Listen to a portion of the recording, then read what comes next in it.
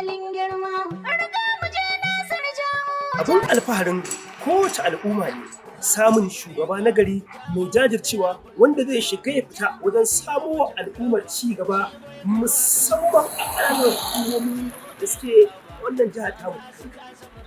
A Tarauni mutum ɗaya ne kacal wanda zai gina wa matasa gobensu, ya samu musu da ayyukan yi, ya kuma gina matasa da karatu, ya samu musu da ilimi. Ina 'yan ƙwallon ƙafa ba fa za a bakku a baya ba a wannan tafiya ta gwamnatin nan.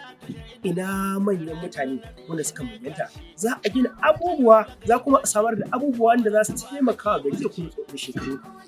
Ina mata, kowa wannan gwamnatin ta fice, domin fa mutum na mutane ne. Ba fa za a bakku a baya ba, samar da sana'o'i, koyar da sana'o'i yadda za a dogara da kai. A dangarin ƙasar Hausa, Nasir M. Jaɓoji ba zai bar kowa a baya. Nasir M. Bala Jaɓoji mutum na mutane kuma a dangarin ƙasar Hausa. Abin alfaharin al'umma, abin kuma alfaharin matasa, abin alfaharin manya, abin alfaharin tsofaffi, abin alfaharin dattijai, abin alfaharin dukkanin ƙaramar hukuma da tare.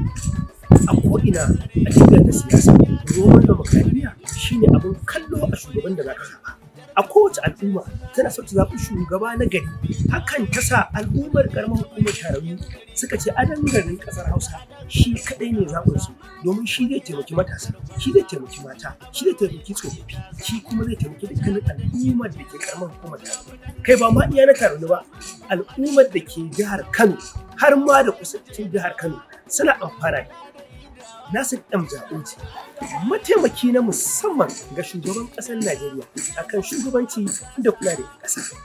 Nasir M. Bala Jaɓoji, ina al'umma, ina kuma matasa da tare to fa damu ci. Domin a wannan karan ne za mu samu ci gaba. A wannan karan Tarauni za ta amfana da wani demokradiyya. Kai ina 'yan ban, ina da saka makaranta. To kaga ku ta yanke saka. Matakar a dangarin ƙasar Hausa, Honorable Nasir M. Bala Jaɓoji ya zama wakili a tarayya Tarauni, to insha Allahu da ka kan ta yanke saka. A dangarin ƙasar Hausa, kai ne zaɓin Tarauni. Mataimakin shugaban ƙasa ne musamman kan harkokin shugabancin ƙasa. Jaɓoji shi ne zaɓin a dangarin ƙasar Hausa. Allah ya tiyari. Insha Allahu kai ne ɗan majalisar tarayya a ƙarfin hukumar Tarauni 2023 a cikin jam'iyyar APC.